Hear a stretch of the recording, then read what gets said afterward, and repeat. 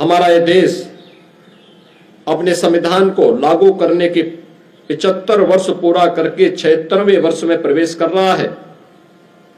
तो स्वाभाविक रूप से हम सबके सामने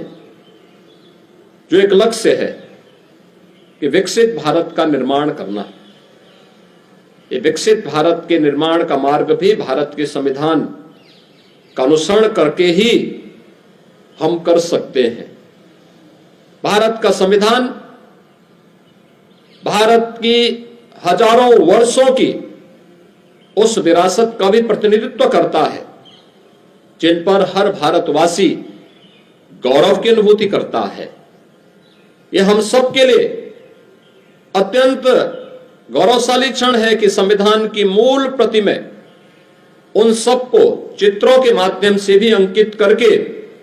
प्रत्येक भारतवासी को उसके साथ जोड़ने की एक नई प्रेरणा प्रदान करता है। आज के इस अवसर पर जब भारत के संविधान के उस मूल प्रति का हम अवलोकन करते हैं तो हमें भारतीय संस्कृति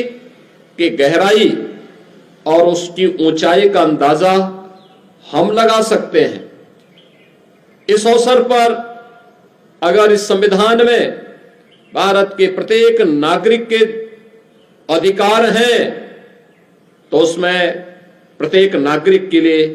उसके कर्तव्य भी है। हम हर व्यक्ति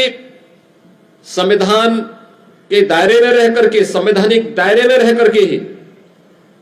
अगर आप अपने अधिकारों की रक्षा की बात करते हैं तो हमें अपने कर्तव्यों के बारे में भी एहसास होना चाहिए। और यही कारण है कि जब 2015 में बाबा साहब भीमराव अंबेडकर के स्मारक के शिलान्यास के लिए प्रधानमंत्री मोदी जी ने उस समय देशवासियों से कहा था कि 26 नवंबर की तिथि को प्रत्येक भारतवासी को संविधान दिवस के रूप में आयोजित करके संविधान के उन मूल कर्तव्यों से प्रेरणा प्राप्त करने के दिवस के रूप में आयोजित करना चाहिए। ये मूल कर्तव्य जो प्रत्येक भारतीय नागरिक के लिए एक मार्गदर्शन का काम करता है,